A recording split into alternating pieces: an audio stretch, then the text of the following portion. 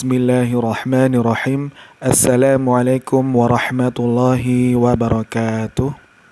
Anak-anakku sekalian yang Bapakmu mencintai karena Allah Subhanahu wa taala, ketahuilah bahwa nilai-nilai atau manfaat dari membaca Al-Qur'an kurang lebih ada 4 poin. Nilai-nilai atau manfaat tersebut adalah sebagai berikut. Yang pertama, ta'abudan lillah, yaitu sebagai bentuk ibadah kepada Allah. Yang kedua adalah tarsikhon lil iman, yang artinya memperkokoh keimanan. Yang ketiga adalah tazkiyatan lil nufus, yang artinya mensucikan jiwa. Dan yang terakhir, yang keempat adalah taqwiman lil fiqrah, yang artinya meluruskan pola pikir manusia.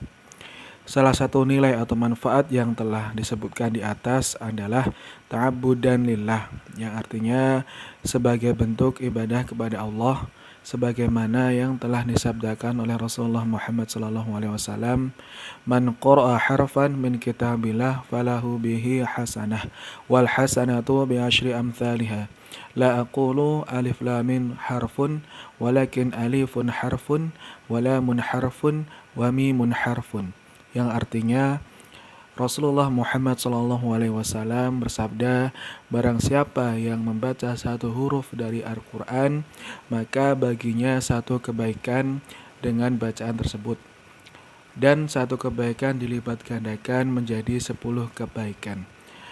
Dan aku Rasulullah tidak mengatakan alif lam mim satu huruf, akan tetapi alif satu huruf, lam satu huruf, dan mim satu huruf. Hadis riwayat Imam Tirmidzi.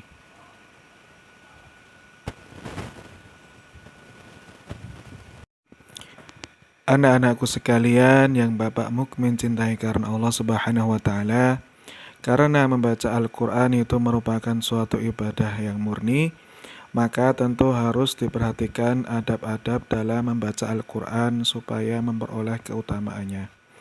Adapun adab-adab dalam membaca Al-Qur'an adalah yang pertama, membaca dalam keadaan suci dengan duduk yang sopan dan tenang. Dalam membaca Al-Qur'an, seseorang dianjurkan dalam keadaan suci. Namun diperbolehkan apabila ia dalam keadaan terkena najis.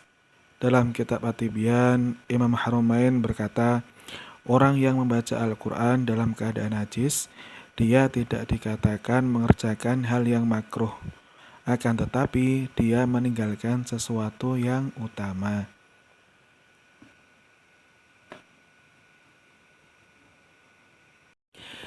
Adapun adab membaca Al-Qur'an yang kedua adalah membacanya dengan pelan atau tartil dan tidak terlalu cepat agar dapat menghayati ayat yang sedang dibaca.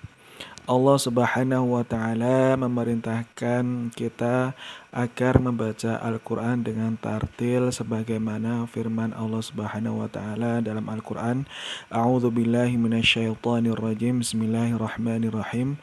Warattilil Qur'ana tartila, yang artinya dan bacalah Al-Qur'an dengan tartil. Al-Qur'an surah Al-Muzammil ayat 4. Membaca dengan tartil yaitu membaca Al-Qur'an dengan jelas dan tidak terburu-buru serta memperhatikan hukum-hukum tajwidnya.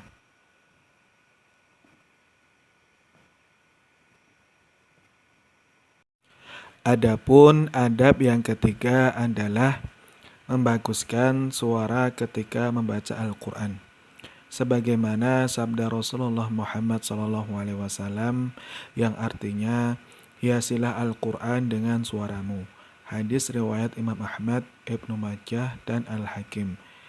Di dalam hadis lain dijelaskan bahwa Rasulullah SAW bersabda yang artinya, tidak termasuk umatku orang yang tidak melakukan Al-Qur'an.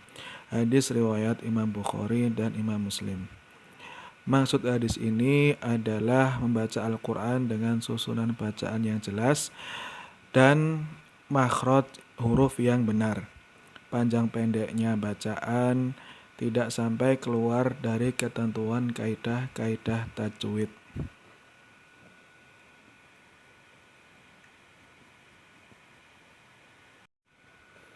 Adapun yang keempat atau yang terakhir adalah membaca Al-Quran dimulai dengan isti'adah.